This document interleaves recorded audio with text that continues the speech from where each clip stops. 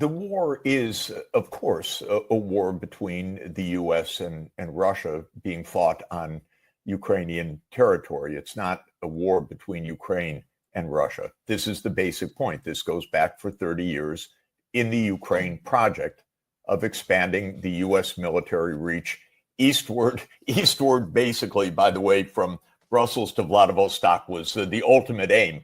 In other words, this is U.S. hegemony at play, and President Putin said no. The war broke out 11 years ago at the Maidan coup, which was also a U.S. Action to a very substantial extent to overthrow a Ukrainian government that favored neutrality, and the Ukrainian public favored neutrality overwhelmingly. There was no move by the Ukrainian people to join NATO.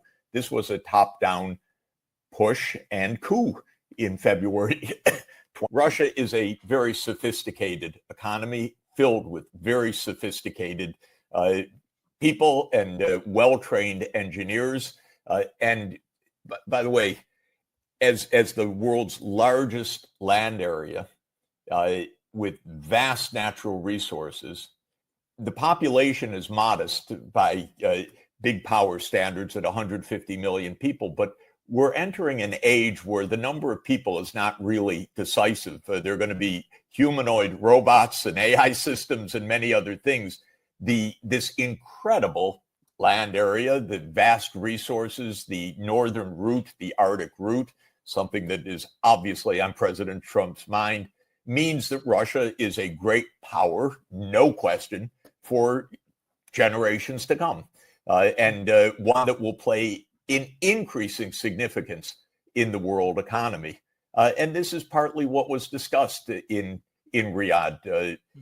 So in this sense, the war started by the United States eastward movement and every other U.S. action, especially, by the way, and it's very much underestimated in its impact, the 2002 unilateral abandonment of the anti-ballistic missile treaty by the United States was, to my view, the most profound destabilizer of all, because ultimately we're talking about survival, nation state survival, national security, missile systems. This is what has been on President Putin's mind for 20 years. Keep your missile systems away from our border.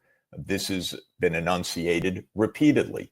As Ray McGovern, the former CIA wonderful analyst, told us a few months ago, in February 2014, the United States participated actively in a violent coup to overthrow Viktor Yanukovych, the president of Ukraine, who favored neutrality.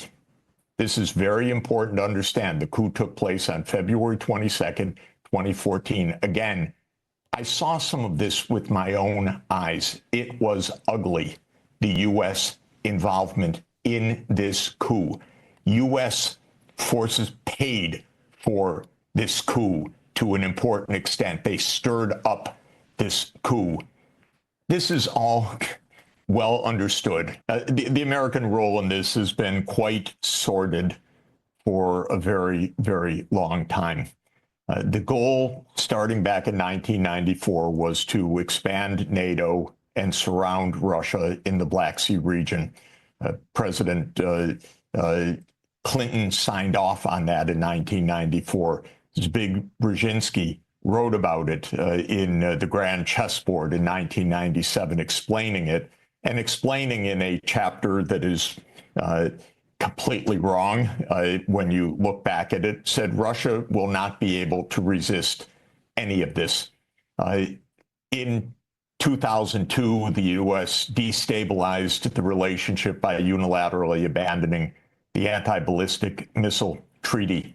In 2008, the United States invited Ukraine and Georgia to join NATO, basically over strong objections by the Europeans, but the Europeans went along in the NATO Bucharest summit in 2008 over Russia's brightest red lines. This was all known, understood provocations, All of the diplomats knew it. European leaders knew it. I spoke with them at the time. Everybody understood this. Now, in 2015, the war could have ended with the Minsk II agreements, but the United States and Ukraine, despite the UN Security Council backing, said, no, you don't have to do that. That was not a territorial claim on the Donbass by Russia. It was a claim for autonomy that the UN Security Council unanimously supported, and the U.S. and the governments in Ukraine, at the U.S. behest to an important extent, completely dissed.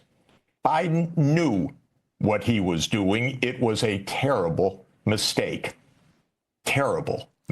of the Democrats, let me say, and of President Biden and his team. And then it's true that Biden and Putin met in 2021. In December 2021, President Putin put on the table a draft U.S.-Russia security agreement. It was a completely negotiable document. I spent quite a bit of time speaking with the White House about that document. There should have been negotiations. The U.S. rejected negotiation over the central point, which was non-NATO enlargement to Ukraine. Then in March 2022, just days after the start of Russia's invasion, but by the way, the war had been going on for years, but this escalation in starting February 22nd, 2022, just days after that, they went to the negotiating table. And they came very close to an agreement until the U.S. and Britain stopped it. BoJo, Boris Johnson, one of the most irresponsible politicians in our modern time, explained it explicitly later. He said this is a war about preserving Western hegemony. Yes, this was a proxy war against Russia. This was the plan all along. And the U.S. and U.K. told Zelensky, basically, leave.